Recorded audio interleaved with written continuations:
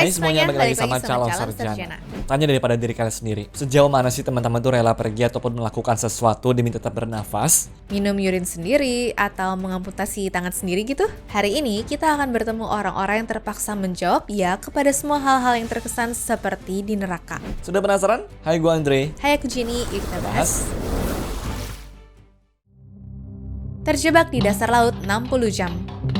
Kisah pertama yang mau aku bahas kali ini benar-benar definisi mujizat deh. Bayangin aja ya, kalian tuh misalkan kejebak di dasar laut yang gelap gulita nih, sendirian nih, terus kedinginan nih, dan cuma pakai celana dalam selama 3 hari. Kalian pikir masih bisa hidup? Mustahil kan? Tapi berbeda ya nasibnya untuk Harrison Okene. Jadi begini kronologinya. 26 Mei 2013, Harrison yang usianya itu 29 tahun adalah seorang koki kapal asal Nigeria yang apes banget. Waktu dia lagi ke toilet jam 4.30 pagi, kapal tugboat yang dia tumpangi itu dihantam ombak besar dan langsung tenggelam ke dasar laut sedalam 30 meter. 11 kru temannya pada meninggal semua gara-gara ini. Tapi Harrison mengejutkannya hoki banget menemukan gelembung udara kecil di salah satu ruangan di sana. Disitulah dia bertahan hidup selama 60 jam dalam kegelapan total. Situasinya pun beneran kayak film horor ya. Air makin naik, oksigennya itu menipis, suhu super dingin, dan yang paling ngeri, dia tuh dengar suara-suara ikan yang lagi makanin jasad temen-temennya di ruangan sebelah. Harrison cuma bisa numpuk kasur biar badannya tuh nggak kerendam air es sambil terus berdoa. Menariknya, keajaiban terjadi pada hari ketiga. Jadi ada tim penyelam Afrika Selatan yang datang dengan niat awalnya cuma mau evakuasi mayat. Nah, waktu satu penyelam lewat, Harrison lihat cahaya senter dan refleks megang tangan penyelam itu. Penyelamnya tuh kaget setengah mati karena dikiranya tuh dia disalamin hantu dasar laut. Tapi beruntungnya Harrison berhasil dievakuasi pakai helm khusus dan harus dikompression berhari-hari biar pembuluh darahnya tuh nggak percaya teman-teman. Benar-benar the real Aquaman kan ini?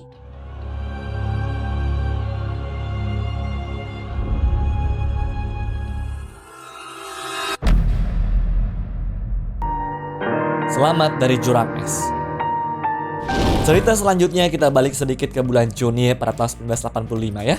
Waktu itu ada dua sahabat bernama Joe dan juga Simon yang mendaki gunung lumayan tinggi di Peru sana teman-teman. By the way, mereka berdua ini tuh sukses menjadi orang pertama yang naklukin sisi barat gunung itu loh. Tapi waktu turun bencananya tuh dimulai. Kaki Joe patah parah di mana tulang keringnya tuh menghantam lutut sampai hancur. Nah, di ketinggian segitu ya patah kaki sama dengan vonis mati. Soalnya di ketinggian segitu mana ada helikopter yang bisa nolong sih? Tapi Simon gak mau ninggalin sohibnya ini. Dia tuh nekat nurunin Joe pelan-pelan pakai tali di tengah badai salju yang bikin jarak pandangnya tuh menjadi 0 besar teman-teman. Nah, tapi sialnya Simon tuh nggak sengaja nurunin Joe ke bibir tebing yang curam. Joe gelantungan di udara lah tuh. Dia nggak bisa naik dan juga nggak bisa turun. Simon yang di atas pun juga mulai ikut merosot karena nahan bebannya ini. Dia juga sadar kalau dirinya tuh nggak lepasin beban itu, mereka berdua bakal jatuh dan berujung mati. Ya, dengan berat hati, Simon kemudian mengambil pisau dan memotong talinya.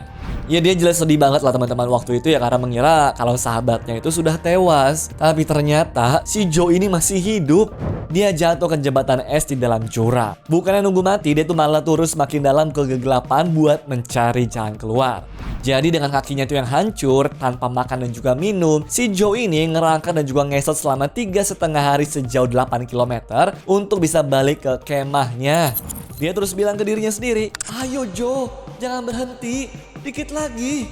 Di tenda kemah, Simon pun juga sudah siap-siap mau pulang tuh karena yakin kalau si Joe ini sudah meninggal.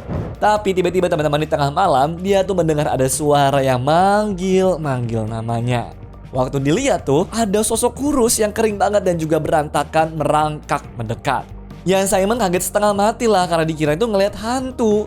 Luar biasa tapi ya guys, gue belajar dari sini kalau kekuatan pikiran itu luar biasa banget sih. Selama kita punya tekad dan juga nggak mau menyerah, hal yang mungkin terkesan mustahil bisa jadi mungkin kan? Pokoknya kalau teman-teman tuh lagi susah, inget aja lah sama si Om Joe. Dia merangkak 3 hari loh demi bisa bertemu sama keluarganya lagi ya.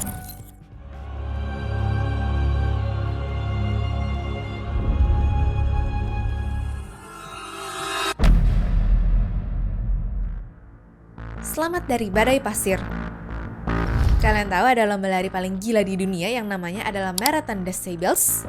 Kenapa sih paling gila? Karena pesertanya tuh harus lari membelah gurun Sahara yang panas banget itu selama berhari-hari. Tapi pada tahun 1945 Maroko, perlombaan lari sejauh 250 km ini berhasil bikin Mauro yang berusia 38 tahun, yang mana adalah seorang polisi Italia, mengalami nasib paling sial. Ya bayangin aja, lagi lari anak-anak di posisi ke-7, tiba-tiba nih badai pasir ganas nyerang tempat dia lari selama 8 jam nonstop. Mauro pun kepisah dari teman-temannya. Dia sih lanjutin sembari jalan, sembari berharap ketemu garis finish ya teman-teman. Tapi taunya dia tuh malah makin jauh tersesat ke negara lain dong. Waktu badainya reda, Mauro sadar kalau dia udah sendirian, buta arah dan gak punya air minum. Jelas di gurun itu gak ada minimarket ya. Gara-gara ini pun dia terpaksa minum air seninya sendiri dan harus memakan kelelawar mentah-mentah serta diminum darahnya untuk mengganti cairan tubuhnya. Embun yang menempel di batu dan juga serangga yang lewat pun juga ikut dimakan. Pokoknya apa aja tuh disikat deh supaya nggak mati kelaparan. Baru deh guys, setelah 9 hari berjalan di bawah matahari yang membakar kulit, Om Mauro ini akhirnya ditemukan oleh tentara di negara Aljazair. Berat badannya pun turun drastis ya sampai kurus kering. Gokil sih tapi ini, mentalnya untuk selamat bisa aku bilang sekuat baja ya.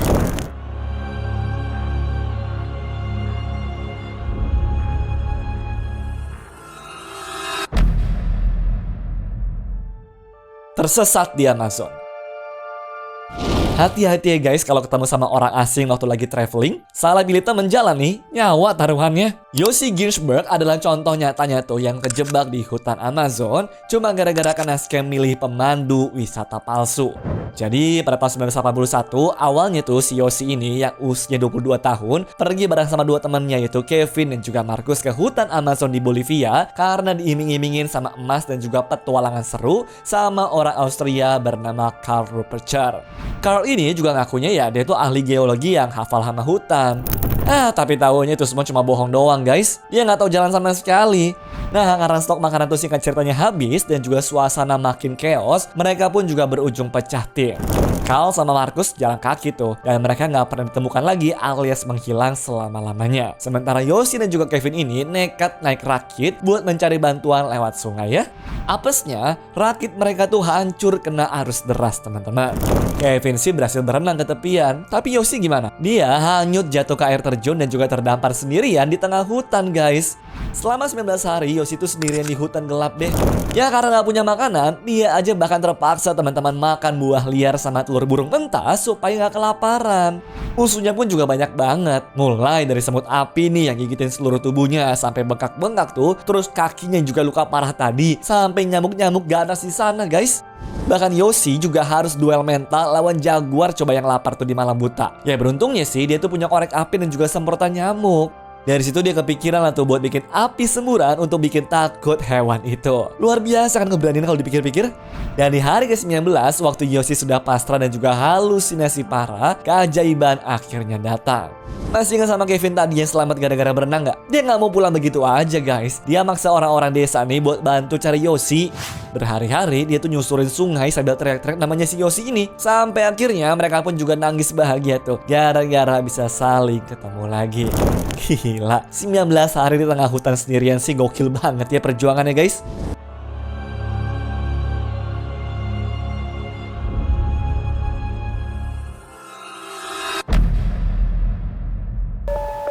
Terombang-ambing di Pasifik 438 hari.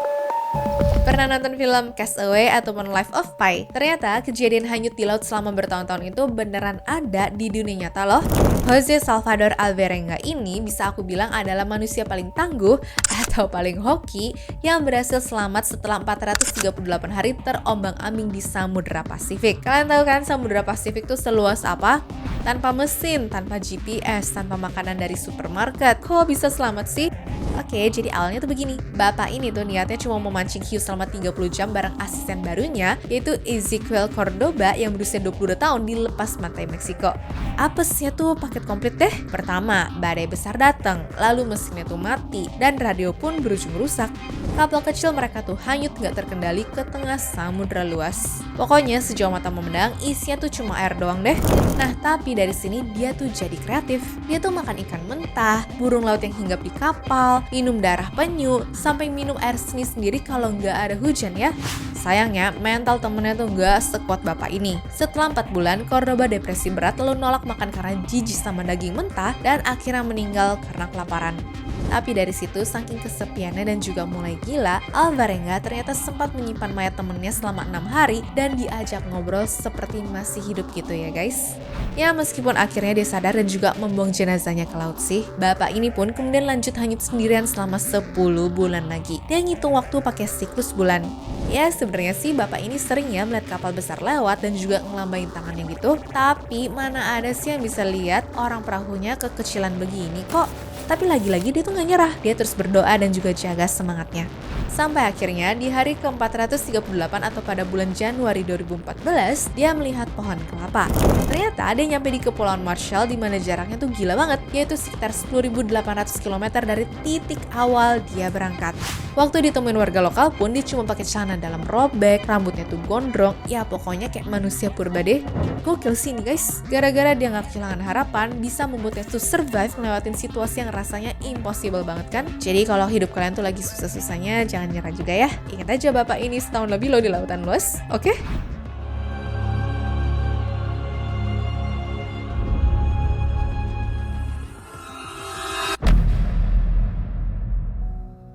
Amputasi lengan sendiri.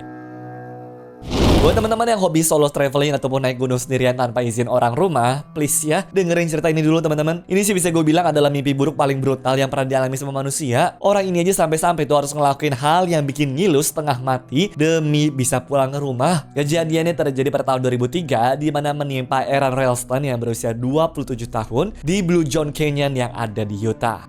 Aaron ini tuh adalah pendaki pro ya teman-teman, tapi dia ngelanggar aturan nomor 1 tuh, yaitu pergi tanpa ngabarin siapa-siapa. Nah, waktu lagi asik turun ke celah tebing, batu seberat 360 kg tiba-tiba kegeser dan juga ngejepit tangan kanannya ke dinding tebing di sana. Dia kejebak lah tuh singkat cerita secara sendirian di tengah gurun dengan cuma bawa air sedikit dan juga 2 burrito, sementara jarak ke jalan raya masih 30 km lebih. Selama 5 hari Aaron tuh nyoba segala cara deh. Dia coba ngancurin batu pakai pisau lipat yang gagal total, bikin katrol juga gagal, sampai akhirnya stok airnya juga habis tuh teman-teman, dan dia terpaksa minum air seninya sendiri. Nah di hari keempat dia tuh sebenarnya udah pasrah ya, bahkan dia tuh ngukir tanggal kematiannya di batu sana sembari ngerekam video pamitan untuk keluarganya. Tapi teman-teman di hari ke-6 dia dapat halusinasi ngelihat anak laki-lakinya di masa depan coba. Jelas dari sini semangat hidupnya balik lagi lah, dan dia pun juga bikin keputusan yang gila. Dia patahin tuh tulang lengan kanannya sendiri dengan cara dipelintir paksa, terus daging dan juga uratnya dipotong pakai pisau lipat tumpul yang kualitasnya bisa dibilang jelek banget. Proses amputasi ini juga kalian bayangin deh, makan waktunya 1 jam penuh teman-teman, dengan rasa sakit yang gak kebayang guys. Nah masalahnya setelah bebas pun dengan 1 tangan tadi nih yang buntung nih, dia masih harus nurunin tebing setinggi 20 meter dan jalan kaki 11 km di bawah terik matahari. Beruntungnya tuh dia ketemu sama satu keluarga turis Belanda yang langsung ngasih minum dan juga panggil helikopter.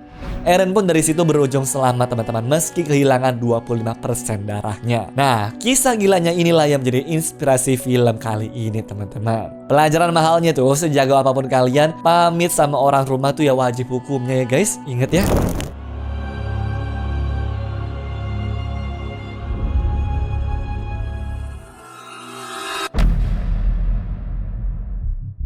Tersesat 71 hari di gurun.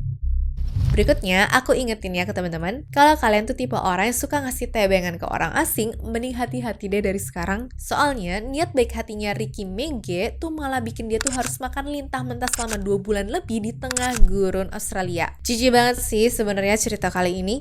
Oke, jadi pada tahun 2006, Ricky yang berusia 35 tahun lagi nyetir sendirian di pedalaman Australia yang sepi banget. Nah, di tengah jalan dia kasih tumpangan ke orang asing yang mobilnya tuh mogok. Masalahnya, Ricky ngaku dia tuh dibius sama orang itu dan waktu bangun, dia udah sendirian di tengah gurun Tanami. Mobilnya hilang, dompetnya raib, bahkan sepatunya aja nggak ada. Bayangin ya, dia tuh harus jalan kaki nyeker di atas tanah panas selama 10 hari sampai kakinya tuh hancur lebur sebelum akhirnya menemukan bendungan bendungan air buatan. Kacaunya nih, selama 71 hari, Ricky tuh bertahan hidup dengan menu makanan yang bikin mual. Pertama ada lintah yang diambil langsung dari bendungan, lalu ada belalang, katak, ular, sampai kadal. Semua tuh dimakan seadanya ya, bahkan juga kadang mentah kalau apinya tuh nggak nyala. Masalahnya waktu ditemukan sama pekerja peternakan sapi di sana, kondisi Ricky tuh beneran kayak tengkorak berjalan. Berat badannya turun 60 kilo ya, dari 100 kg tinggal 40-an kilogram aja. Polisi aja sampai skeptis dan juga curiga kalau ini rekayasa karena mobilnya tuh nggak ketemu pada awalnya. Tapi dokter bilang kalau kondisi fisik Ricky yang hancur itu jelas bukti kalau dia emang beneran survive dari neraka dunia. Salut sih sama semangat juangnya ya.